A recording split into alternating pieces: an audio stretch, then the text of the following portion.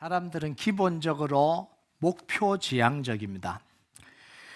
눈에 보이는 목표를 정해주면 훨씬 더 잘해요. 무한정 시간을 주는 것보다 한정된 시간을 정해주는 게 목표를 성취하는 데 훨씬 더 효과적입니다. 그래서 살을 뺄 때 1년 안에 20파운드 빼라는 것보다 한 달 안에 20파운드 빼라는 게 성공 확률이 훨씬 더 높습니다. 우리가 생각할 때 1년 안에 빼는 게 더 잘 뺄 수 있다는 건 아니에요. 사람은 그렇지 않아요. 1년 동안 20파운드 빼라면 안 빼요. 계속 있습니다. 오히려 더 쪄요. 근데 20파운드를 한 달 안에 빼라 그러면 열심히 노력해서 뺍니다. 이게 사람들이에요. 자발적으로 하라고 편안하게 해주는 것보다 상과 벌을 확실히 해서 부담을 줄 때 훨씬 더 잘합니다. 목표를 줄 때 훨씬 더 잘해요. 그래서 목표지향적인 삶을 살면 성과가 확실하게 두드러지게 나타납니다. 자, 그런데 문제는 목표를 이룬 다음에 문제가 찾아온다는 거예요. 이렇게 살아가면 목표를 이룬 다음에 문제가 생긴다는 거예요. 두 가지 중에 한 가지 현상이 일어납니다. 첫 번째는 뭐냐면 더 큰 목표를 세우지 않으면 삶의 의미를 상실해 버립니다. 그것보다 더 강한 자극이 필요하다는 거예요. 더 멀리, 더 높이, 더 많이를 외치는 거예요. 더 이렇게 하다가 결국은 더 이상 할 수 없다는 걸 느끼면 좌절하게 되는 거예요. 두 번째는 뭐냐면 이룬 목표에 만족해서 더 이상 도전하기 싫어하는 거죠. 현실의 삶에 안주합니다. 이 정도면 됐다라고 안주해버린다는 거예요. 이스라엘 백성들은요, 가나안 땅이란 이 큰 목표를 이루었습니다. 가나안 땅 정복이라는 큰 목표를 이루었잖아요. 자, 그리고 난 뒤 그 다음 모습이 오늘 1절에 나와요. 이스라엘 백성들의 모습이. 같이 읽겠습니다. 시작. 여호와께서 주위의 모든 원수들로부터 이스라엘을 쉬게 하신 지 오랜 후에 여호수아가 나이 많아 늙은지라.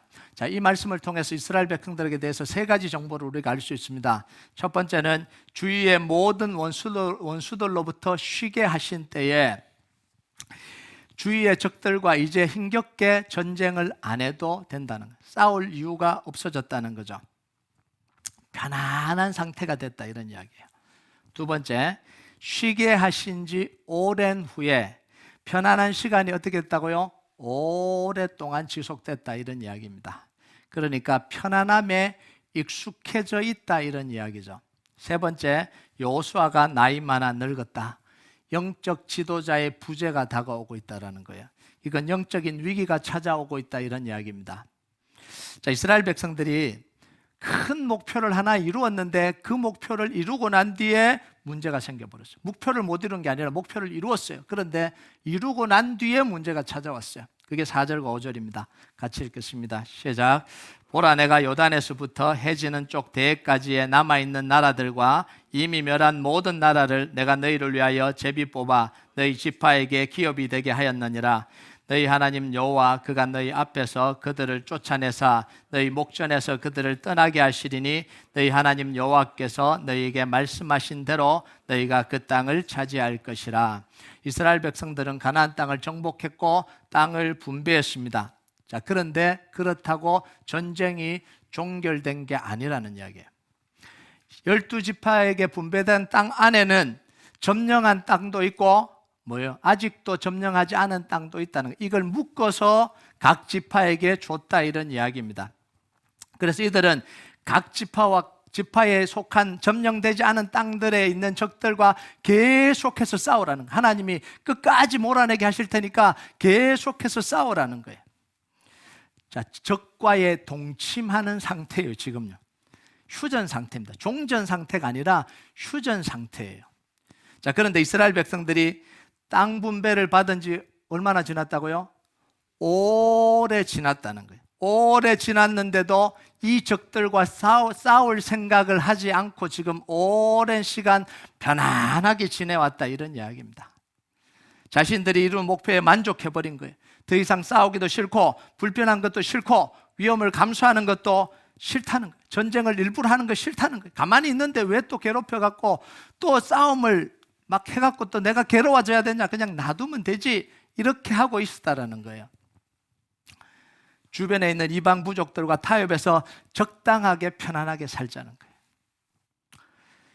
그럼 이스라엘 백성들이 가나안 땅을 차지하면서 목표는 이루었는데 가나안 땅을 차지한 뭘 잃어버렸어요? 목적을 상실해버렸어요. 하나님이 가나안 땅을 주신 이유는 들어가서 이렇게 살아라는 게 아니거든요. 육적으로 편안하고 풍요롭고 즐기면서 살아라고 가나안 땅에 들여보내준 게 아니에요. 그들을 다 싸워서 이겨서 다 빼앗아서 편안하게 살아라고 가나안 땅에 들여보내주신 게 아니잖아요. 여러분, 가나안 땅은요, 그런 삶과는 어울리지 않는 땅이 가나안 땅이에요. 풍요롭고 평화로운 삶을 살려면 어디가 더 어울리겠어요? 가나안 땅보다는 이집트 땅이 훨씬 더 잘 어울립니다. 하나님도 그 이야기를 하시는 거예요. 신명기 11장 10절에서 12절 같이 읽겠습니다. 시작. 내가 들어가 차지하려는 땅은 내가 나온 애굽 땅과 같지 아니하니 거기에서는 너희가 파종한 후에 발로 물대기를 채소밭에 댄과 같이 하였거니와 너희가 건너가서 차지할 땅은 산과 골짜기가 있어서 하늘에서 내리는 비를 흡수하는 땅이요 내 하나님 여호와께서 돌보아 주시는 땅이라 연초부터 연말까지 내 하나님 여호와의 눈이 항상 그 위에 있느니라. 첫 마디가 뭐예요? 가나안 땅은 이집트 땅과 다르다 이렇게 이야기를 한 거예요. 아니, 애굽 땅은 뭐고 이집트 땅은 뭡니까? 같은 다릅니다. 가끔씩 막 목사님 애굽은 알겠는데 이집트는 뭐예요? 이집트하고 애굽하고 같아요. 이집트는요, 모든 게 풍족한 땅입니다.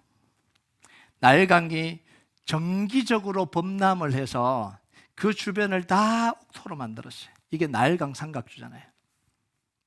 그래서 물이 범람을 하는데 일정하게 범람을 하면 그게 이제 옥토가 되는 거고요. 갑자기 물이 넘치면 그거는 재앙이 되는 거예요. 그래서 이 이집트 문명이 풍요로워진 게 뭐냐면 이 나일강이 정기적으로 범람을 해서 옥토로 만든 거예요. 그런데 이 바벨론 문명 쪽에서는요, 갑자기 물이 범람하고 홍수가 일어나거든요. 그래서 그게 재앙이 되어버리는 거예요. 이게 이 두 문명이 달라요. 그런데 이 나일강에는 물이 풍부하기 때문에 1년 내내 물이 풍부합니다. 그래서 물을 대려면 발로 이렇게 수로를 만들어서 발로 물댄 같이 이러잖아요. 발로 이렇게 하면 물이 쭉 들어가서 곡식이 잘 자란다는 거예요. 그만큼 물이 풍부하다는 거예요. 그리고 바다와 강이 만나는 지점이 있기 때문에 이 수자원이 너무 풍부한 거예요. 자, 그런데 가나안 땅은 이런 이집트 땅과는 정반대의 땅이다. 산과 골짜기의 땅이다. 비가 내리면 땅 속으로 물이 다 스며들어 버려서 1년 내내 물이 부족한 땅이다. 이렇게 이야기를 한 거예요. 하나님이 적절하게 비와 이슬을 내려주지 아니하시면 매년 흉년이 될 수밖에 없는 먹고 살기가 힘든 땅이 이 가나안 땅입니다. 양대 문명이 안에 끼어 있어서 바벨론 문명과 이 이집트 문명 사이에 끼어 있어서 평화롭게 살 수가 없어서 늘 전쟁이 있습니다. 거기다가 그리스 로마까지 합치면 이 세 개의 강대국 속에 끼어 있는 거잖아요. 그러니까 늘 그 땅을 호시탐탐 노리는데 어떻게 평화롭게 살아요? 평화롭게 살 수 없는 땅입니다. 부유하게도 이 편안하게도 이 평화롭게도 살 수 없는 땅이 이 가나안 땅이에요.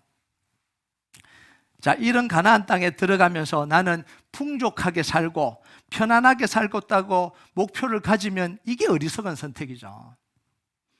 이렇게 살려면 어디에 살아야 돼요? 이집트에 살아야 돼요. 이렇게 살려면 이집트에 살아야 되는 거예요.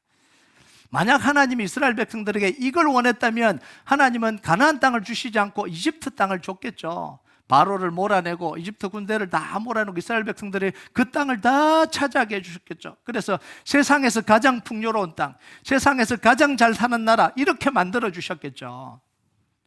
자, 그런데 가나안 땅은 어떤 땅이냐면 하나님을 의지하고 살아야 될 땅이에요. 가나안 땅에 뭘 추구를 해야 되냐면 하나님의 능력을 경험하는 걸 추구하고 살아야 되는 거예요. 하나님의 함께 하심을 기대하고 살아야 될 땅이 뭐냐면 이 가나안 땅이라는 거예요. 그래서 가나안 땅의 삶의 목표는 이집트 땅에서 삶의 목표와 같을 수가 없는 거예요. 같으면 안 되는 거죠. 제가 목사가 되어서 목표가 돈을 벌고 부자가 되는 게 목표를 삼으면 어떻게 되는 거예요? 직업을 잘못 선택한 거죠. 돈 벌고 부자가 되려면 목사가 되면 안 되죠. 뭘 해야 돼요? 사업가가 돼야죠. 제가 목사가 돼서 자녀들에게 돈으로 해줄 수 있는 모든 좋은 것을 주겠다고 하면 제가 목사가 안 돼야죠. 돈 버는 사람이 돼야 되겠죠. 목적이 다른 거죠. 목적이 달라야 된다라는 거예요. 목사는 하나님이 주시는 영적인 부요함을 바라고 사는 사람이잖아요. 말씀의 능력을 사모하고 사는 사람이잖아요. 복음의 능력으로 사는 사람이잖아요. 성도는 세상으로부터 얻을 수 있는 것보다 하나님으로부터 얻을 수 있는 복이 훨씬 더 크다는 사실을 알고 그걸 사모하고 사는 사람이 성도잖아요. 예수 그리스도를 통해서 주어지는 이 하나님의 축복을 기대하고 사는 사람들이 누구냐면 성도예요. 그래서 하나님이 이스라엘 백성들에게 가나안 땅을 차지하게 하시는 목적이 있었습니다. 목적이 따로 있었다고요. 그게 출애굽기 19장 5절 6절입니다. 같이 읽겠습니다. 시작. 세계가 다 내게 속하였나니 너희가 내 말을 잘 듣고 내 언약을 지키면 너희는 모든 민족 중에서 내 소유가 되겠고 너희가 내게 대하여 제사장 나라가 되며 거룩한 백성이 되리라. 너는 이 말을 이스라엘 자손에게 전할지니라. 하나님의 목적은 가나안 땅 자체를 차지하는 게 목적이 아니에요. 뭐가 목적이에요? 하나님의 언약을 품고 하나님의 소유로 제사장 나라로 거룩한 백성으로 살아가는 게 이게 하나님이 이스라엘 백성들을 부르신 목적입니다. 구원 언약을 붙들고 뭐 하라고요? 세계 살리는 제사장 되라는 거예요. 구원 언약 붙들고 세계를 통치하는 하나님 백성 되라는 거예요. 이게 하나님이 이스라엘 백성들을 부르신 이유입니다. 여러분, 그런데 이스라엘 백성들이요, 가나안 땅을 정복하는 목표가 이루어져야 제사장 나라로 살 수 있는 게 아니거든요. 가나안 땅을 차지해야 하나님의 백성, 하나님의 소유로 살 수 있는 게 아닙니다. 시내산에 있을 때도 뭐예요? 하나님의 백성, 제사장 나라로 살아가는 거고요. 광야를 걸어갈 때도 이스라엘 백성들은 하나님의 소유, 제사장 나라예요. 가나안 땅을 정복하고 난 뒤에는 더 말할 필요가 없이 하나님의 백성으로 살아가는 게 그게 이스라엘 백성들의 삶이죠. 자, 가나안 땅을 정복하든 정복하지 못하든 이스라엘 백성들의 정체성은 뭐예요? 하나님의 소유, 거룩한 백성, 제사장 나라로 언약을 붙들고 세계 살리는 제사장 나라로 살아가는 거예요. 하나님의 뜻으로, 하나님의 말씀으로 세계를 통치하는 왕의 나라로 살아가는 거예요. 우리에게 적용을 하면요, 우리 수익이 적어도 몇만 불 이상 되는 목표가 이루어져야 하나님의 백성으로 살 수 있는 자격이 주어지는 게 아니라는 거예요. 내가 세운 기준이 있어요. 한 달에 10만 불 이상 해야 그 다음 내가 하나님 백성으로 산다. 자녀들이 다 축복받고 잘 돼야 비로소 하나님의 백성으로 살아갈 수 있는 게 아니에요.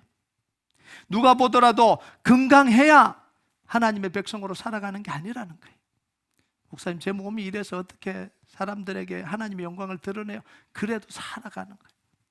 아파도 부족해도 약해도 고난 속에 있어도 하나님의 백성으로 살아갈 수 있어요. 언약 백성으로 살 수 있어요. 또 그렇게 살아야 돼요. 여러분, 하나님 자녀들이 이래서 제가 하나님을 마음껏 전할 수 없어요. 전해야 돼요. 자녀들은 하나님이 책임지는 거예요. 하나님의 손에 있는 거예요.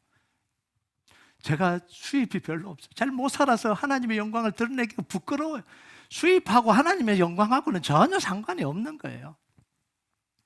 하나님의 축복은요, 우리가 정해놓은 일정 기준에 도달하는 게 진짜 하나님의 축복이 아니에요. 그건 세상 기준입니다. 세상 기준.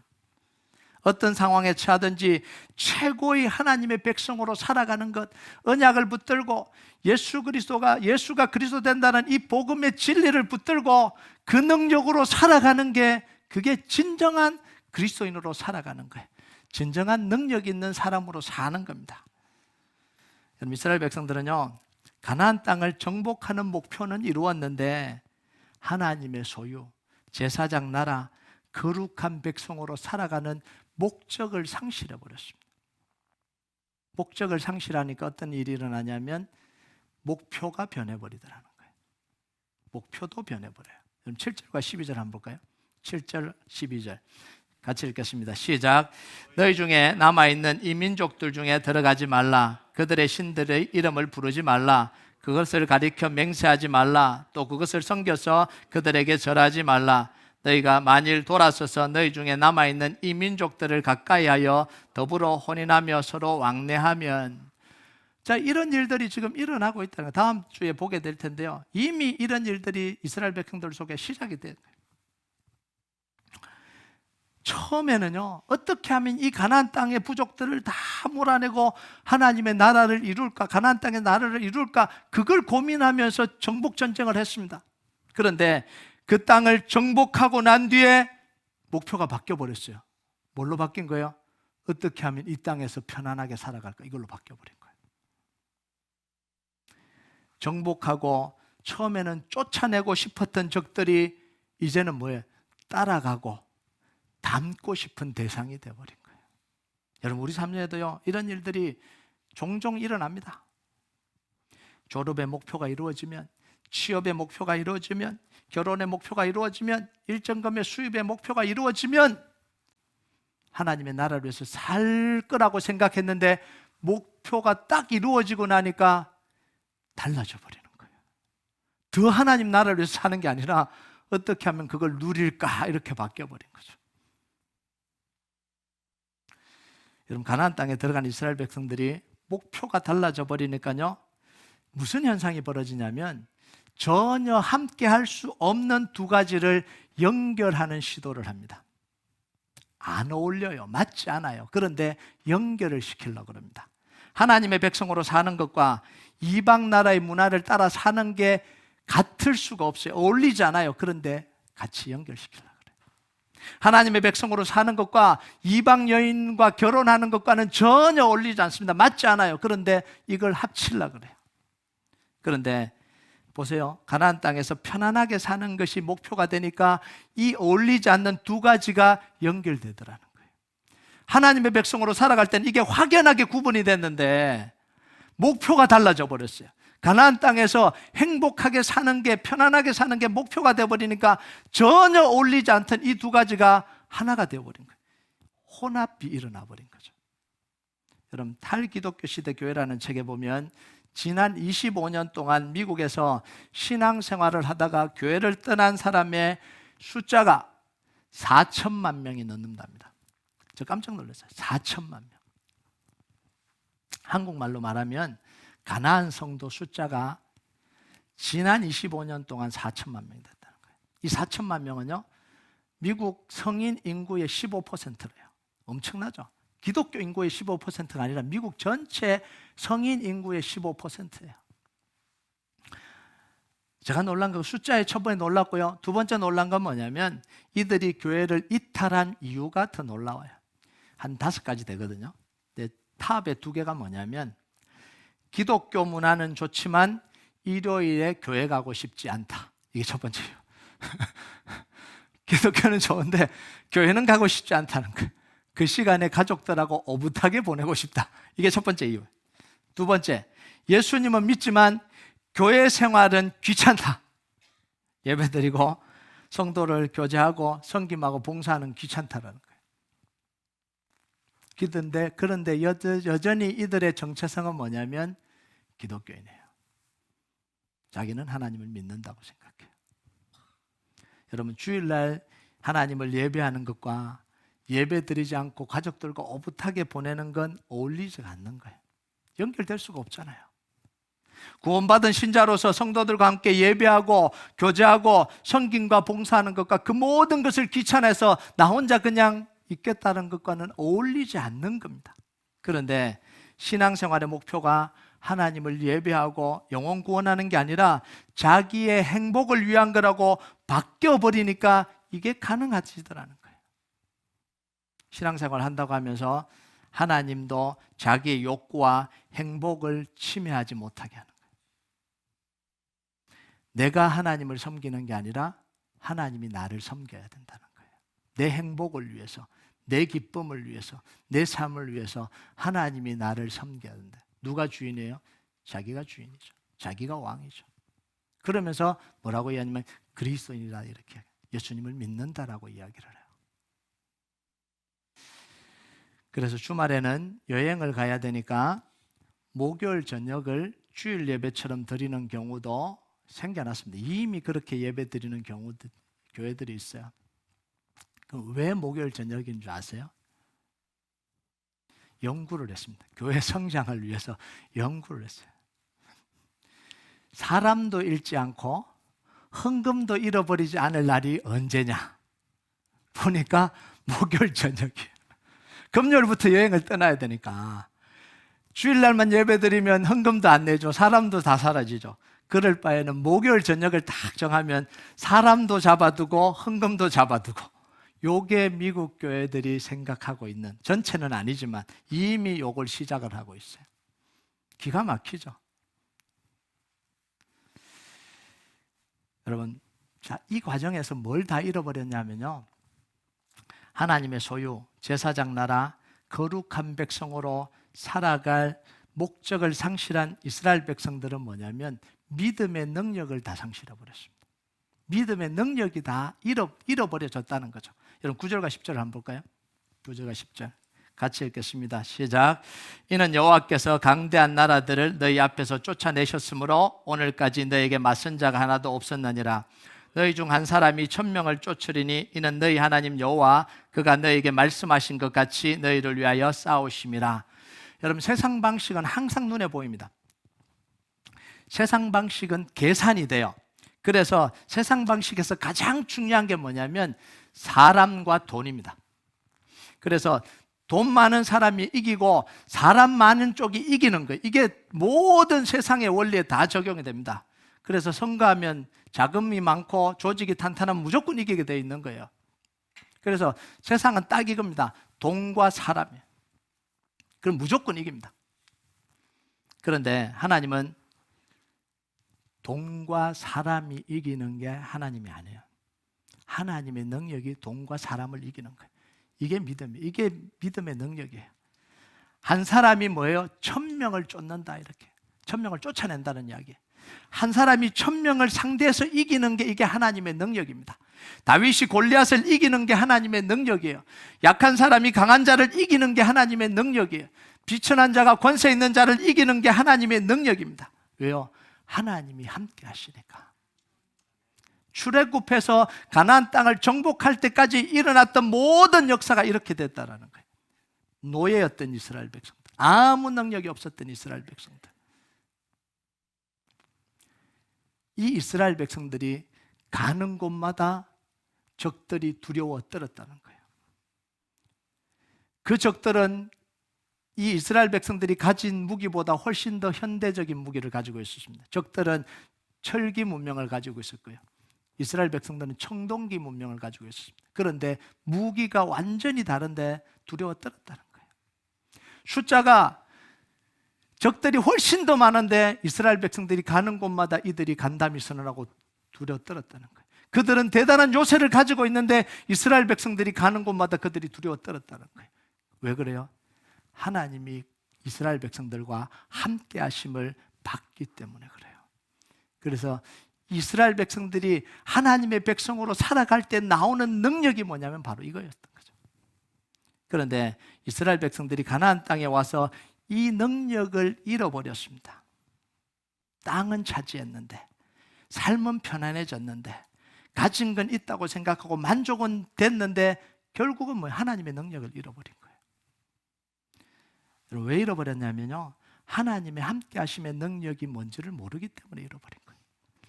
하나님을 예배하는 능력이 얼마나 큰지를 모르니까 잃어버린 거예요. 하나님의 말씀의 능력이 얼마나 강한지를 모르니까 잃어버린 거예요. 하나님의 소유, 제사장 나라, 거룩한 백성으로 사는 게 얼마나 큰 특권이고 능력인지 모르니까 잃어버린 거예요. 여러분, 기도 모르는 사람에게 아무리 기도하라고 그래도 안 됩니다. 기도의 능력을 모르는데 어떻게 기도해요? 몇 번 끌려 나올 수는 있겠죠. 몇 번 그냥 나와볼 수는 있겠죠. 근데 지속할 수가 없어요. 왜? 기도 능력을 체험해보지도 못하고 기도의 능력을 모르니까. 복음의 능력을 모르는 사람에게 복음의 능력으로 살아라 그래도 못 살아요. 예수 그리스도의 이름의 능력을 모르는 사람에게 모든 문제에 예수가 그리스도임을 선포하고 이기라 그래도 못 이깁니다. 능력을 체험해 본 적이 없어요. 그 능력을 모르니까. 그런데 기도의 능력을 알고 예배의 능력을 알고 복음의 능력을 알고 예수 그리스도의 이름의 능력을 알면 사용하게 됩니다. 모든 문제에 아무도 말하지 않아도 이렇게 이겨야 된다고 결단하고 싸우고 이겨가요. 여러분, 이스라엘 백성들은요, 가나안 땅을 정복해서 가진 게 많아졌습니다. 삶이 더 풍족해졌습니다. 더 편안해졌어요. 그런데 하나님이 주시는 능력은 잃어버렸습니다. 원수들이 두려워 떨지 않는 존재가 되어버린 거예요. 자기들은 가나안 땅을 차지했다고 생각하고 많이 가졌다고 생각하고 더 좋아졌다고 생각하는데 원수들이 볼 때는 하나도 두렵지 않는 존재가 되어버렸어요. 가나안 땅을 점령할 때 주변 나라들이 두려워 떨었는데 이제는 주변 나라들이 우습게 여기는 나라가 되어버린 거죠. 그래서 사사기가 되면요, 아무도 이스라엘 백성들을 두려워하지 않아요. 오히려 밥이라고 생각하고 다 덤벼들잖아요. 한 번씩 다 괴롭히잖아요. 그게 사사시대입니다. 여러분, 제가 우려하는 게 뭐냐면 오늘날 교회가 이렇게 되어가고 있지 않나는 것 때문에 제가 고민이에요. 사람은 많아지고 돈은 많아지고 할 수 있는 일이 많아져요. 돈과 사람이 있으니까 하고 싶은 거 다 해요. 그런데 세상은 두려워 떨지 않아요. 우습게 생각하잖아요. 하나님의 능력이 안 나타나니까. 돈은 세상이 더 많거든요. 사람은 세상이 더 많거든요. 여러분, 그래도 교회는요, 술수는 잘 안 부리잖아요. 사기는 잘 안 치잖아요. 그런데 세상은 사기치고 다 하거든요. 그러니까 보면 완전히 순진한 애들이 하는 건데요. 그거 왜 두려워해요? 두려워할 이유가 없는 거죠. 하나님이 살아계시지 않고 하나님의 능력이 나타나지 않는 교회는 세상이 우습게 보는 거죠. 여러분, 구원받은 우리는요, 세상의 목표를 위해서 살아가는 사람들이 아니에요. 하나님의 부르신 목적대로 사는 겁니다. 우리는 하나님의 자녀로 부름을 받았습니다. 영혼 구원을 위해서 부름을 받았습니다. 십자가와 부활을 통해서 그 복음을 주셔서 그 복음으로 예수가 그리스도임을 선포하고 살아라고, 영적 전쟁하고 살아라고, 마귀에게 눌린 영혼들 구원하라고 하나님은 우리를 부르셨고 교회를 부르셨습니다. 그게 우리가 살아가는 삶의 목적이에요. 여러분, 목적 지향적으로 산다는 건 뭐냐면 목적을 이루기 위해서 뭐든 다 하는 게 아니에요. 목적 지향적으로 산다는 건 뭐냐면 목적을 위협하는 건 제거하고 산다라는 거예요. 아무리 좋아 보여도 그 목적을 위협하는 거라면 제거해야 되는 거예요. 왜 가나안 땅을 정복한 이스라엘 백성들이 남은 적까지도 다 몰아내야 될까요? 그냥 같이 살면 되지, 편안하게 살면 되지. 더 큰 땅 차지하고 더 편안하게 살기 위해서 그런 게 아니에요. 하나님의 백성으로 살아가는 걸 그들의 방해하는 대적이기 때문에 그러니. 그래서 절제하고 잘라내는 거죠. 왜 우리가 스스로 절제해야 돼요? 그리스도인으로 사는 걸 방해하기 때문에 그걸 절제를 하는 거예요. 그래서 이스라엘 사도 바울이 뭐라고 하냐면 내게는 모든 것이 다 하나 가하다. 그러나 모든 것이 유익한 게 아니라는 거예요. 그래서 절제한다는 거예요. 왜냐하면 하나님의 사람으로 살아야 되니까. 우리 교회가 여호수아 프로젝트를 위해서 기도합니다. 올해 이루어지기 위해서 기도합니다. 그렇다고 여호수아 프로젝트 자체가 우리 교회의 존재 목적이 아닙니다. 우리 교회의 존재 목적은 영혼 구원이에요. 복음을 전하는 거예요. 영혼을 살리는 거예요. 여호수아 프로젝트가 이루어져도 영혼 구원을 위해서 살고, 여호수아 프로젝트가 이루어지지 않아도 뭐예요? 영혼 구원을 위해서 사는 거예요. 제가 여호수아 프로젝트 안 이루어지기 위해서 밑밥을 까는 게 아닙니다. 하나님 이루실 거예요. 네. 근데 왜 이 이야기를 하냐면 이게 목적이 되어버리면요, 이게 안 이루어지면 교회가 그냥 분열이 일어나 버려요. 왜 안 이루어집니까? 이러고 서로 싸우는 거예요. 그게 목표가 아닌데, 그게 목적이 아닌데, 많은 교회들이 막 기도하면서 하나님 비전 주셨습니다, 세웁시다, 더 크게 갑시다, 그러다가 그게 안 이루어지니까 서로 막 물고 뜯고 싸우는 거예요. 바보 같은 짓을 하는 거죠. 목적이 그게 아니거든요. 이루어져도 영혼 구원을 위해서 살고 안 이루어져도 영혼 구원을 위해서 사는 거예요. 올해 하나님이 이루어 주시길 믿습니다. 네. 여호수아 프로젝트는 뭐냐면 영혼 구원을 더 잘하기 위해서 필요한 작은 목표일 뿐이에요. 하나님이 우리가 생각하는 그 여호수아 프로젝트가 이루어져서 영혼 구원을 하기를 원한다면 그거 이루실 거고, 다른 걸 통해서 하신다면 그거 안 이루어지겠죠. 책임 회피하려고 그런 거 아닙니다. 하나님 하실 거니까. 예. 달라스의 부흥의 불을 지피는 도구가 될 뿐이에요. 제가 이제 기도 제목을 이제 다음 주나 그 다음 주에 작성해서 드릴 겁니다. 어떻게 말씀을 가지고 계속해서 기도해 갈지 여러분들이 계속해서 기도해 주시면 좋겠습니다. 우리는요, 큰 목표 이루기 위해서 살면 안 돼요. 인생의 목적이 큰 걸 이루는 게 이게 목적이 되면 안 됩니다. 하나의 목표를 잡고 그걸 이루면 더 큰 목표를 위해서 더더더를 외치고 사는 게 우리 인생의 목적이 아닙니다. 또는 하나의 목적을 성취했다고 이제 됐구나 안주하고 나태하게 사는 것도 아니에요. 뭐냐면 하나님의 말씀의 능력을 믿고 믿음으로 살아가는 거예요. 말씀을 믿는 믿음으로 사는 거예요. 14절과 15절 한번 볼까요? 같이 읽겠습니다. 시작.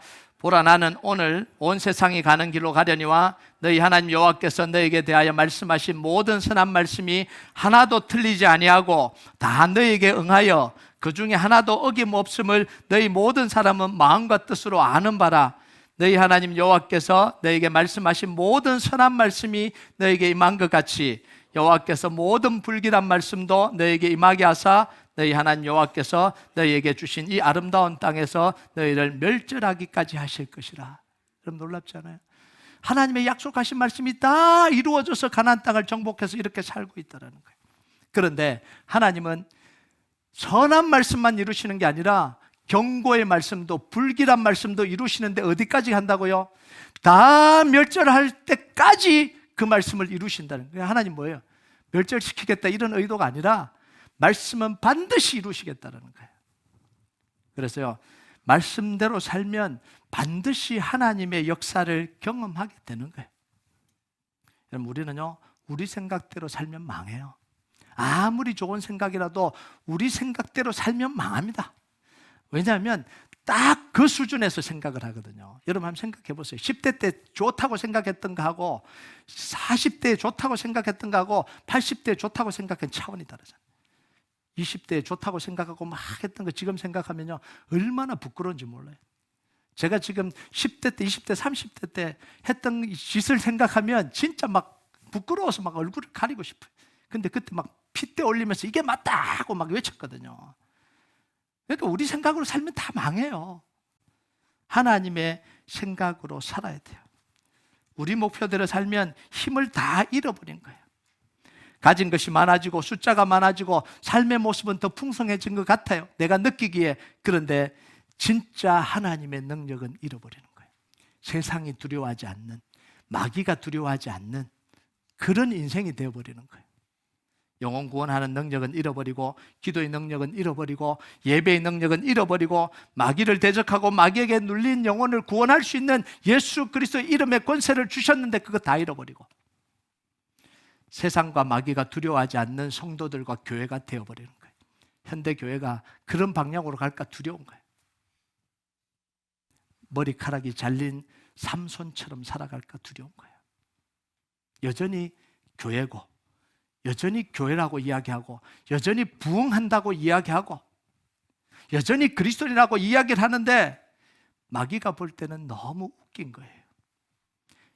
세상이 볼 때 너무 우스운 거예요. 이런 교회가 되어서는 세상을 살릴 수는 없는 거예요. 영혼을 구원할 수는 없는 거예요. 여러분, 육신의 능력은요, 육신의 편안함보다는 불편함에서 나옵니다. 다시 이야기합니다. 능력은 육신의 편안함보다는 불편함에서 나오는 게 능력입니다. 불편함을 하나씩 제거하면 뭐가 나오는지 아세요? 이거 불편해서 이거 제거하고, 이거 불편해서 이거 제거하고, 제거하다 보면 하나님을 만나는 게 아니라 자기의 욕구와 만나게 됩니다. 진짜 오리지널 욕구와 만나게 돼요. 그래서 사람들이 뭐예요? 편안해지고 내가 좋은 거 하다가 어디까지 가냐면 마약까지 가는 거예요. 쾌락을 쫓아서 편하고 좋은 거 하다가 어디까지 마약까지 가는 거예요. 사랑 타령 하다가 어디까지 가냐면 불륜까지 가는 거예요. 그래서 제가 충격을 받은 게 뭔지 아세요? 바람나서 간 이 남자가 이 떠나는 자기 와이프한테, 나는 한 번도 당신을 사랑한 적 없다 이러고 떠난 거예요. 이제 드디어 사랑을 만났다 이러고 떠나는 거. 미친 거죠. 미친 놈. 미친 거예요. 그 미친 거죠. 결국은 뭐냐면 불편한 건 내가 좋은 거 계속해서 가다 보면 하나님을 만나는 게 아니라 자기 욕구와 만나게 되는 거예요. 그래서 편안함 속에서는 능력이 안 나와요. 편안함 속에는 죄가 나오죠. 욕구가 나와요. 여러분 새벽 기도하는 불편함을 가지고 사시기 바랍니다. 금요일 날이 되면 나와서 무릎 꿇는 불편함으로 사시기 바랍니다. 그게 능력이에요. 저 혼자 새벽 기도하고 기도하는 게 억울해서 이러는 거 아닙니다. 능력으로 살아야 되니까. 진짜 그게 능력이에요. 여러분 그래서요 예배의 능력 회복하고 기도의 능력 회복하시고요 한 사람이 1000명을 대적하는 인생으로 사시기 바랍니다. 마귀가 두려워 떠는 인생, 사람들이 부러워하는 인생으로 살지 말고요 사람들이 두려워하는 인생으로 사세요. 사람들이 부러워하는 인생으로 살지 말고요 마귀가 두려워 떠는 인생으로 사시길 주님의 이름으로 축복합니다. 우리 같이 찬양하도록 하겠습니다. 이 찬양 하나님 앞에 좀 올려드립시다. 예수는 내 힘이요 나의 기쁨 내 찬 소망 그의 이름의 생명이 내 삶의 이유라. 우리는 어떤 순간에도 우리 삶의 이유는요 예수 그리스도여야 돼요. 다른 거 없어요. 이 예수 그리스도 붙들고 승리하도록 우리가 이 찬양으로 고백으로 함께 올려드리겠습니다.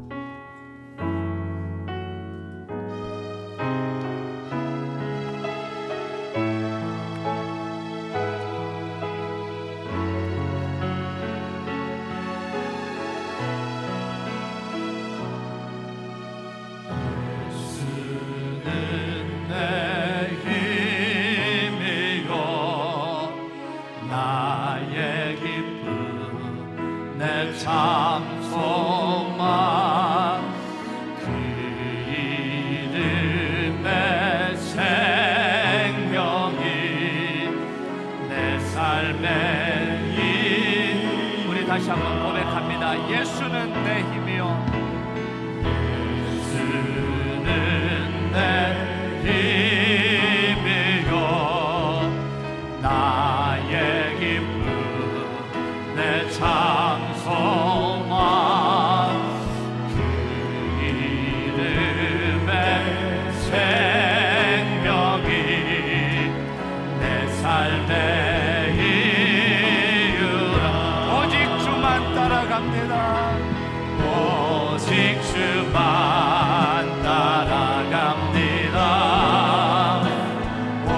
오직 주만 높이 받으소서. 내 평생에 그 이름은 그의 세상에 노래합니다. 그 이름에 그 신능력 영원한 생명이 내 삶의 이유라. 내가 사나 죽으나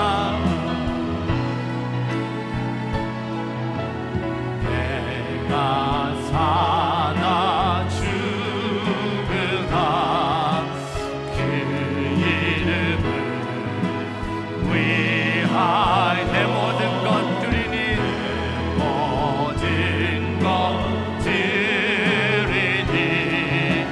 나를 받은 오직 주님만 따라갑니다. 오직 주만 따라갑니다. 오직 주만 높임 받으소서. 내 평생에 그의 이름을 평생에 그 이름을 그의 선하심을 세상에 노래합니다. 그 이름에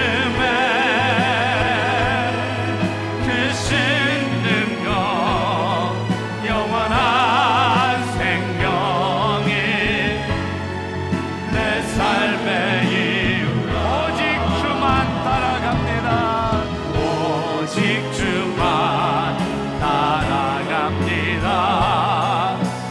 오직 주만 높이 받으소서. 내 평생에 그 이름을 그의 선하심을 세상에 노래합니다. 그 이름에 그 신능력 영원한 생명이 내 삶의 이유라. 오직 주만 따라갑니다. 오직 주만 따라갑니다. 오직 주만 높임 받으소서. 높임 받으소서. 내 평생에 예수 그리스도의 이름을 평생에 그 이름을 그의 선하심을 세상에 노래합니다. 그 이름에 그 신능력 영원한 생명이 우리의 삶의 이유입니다.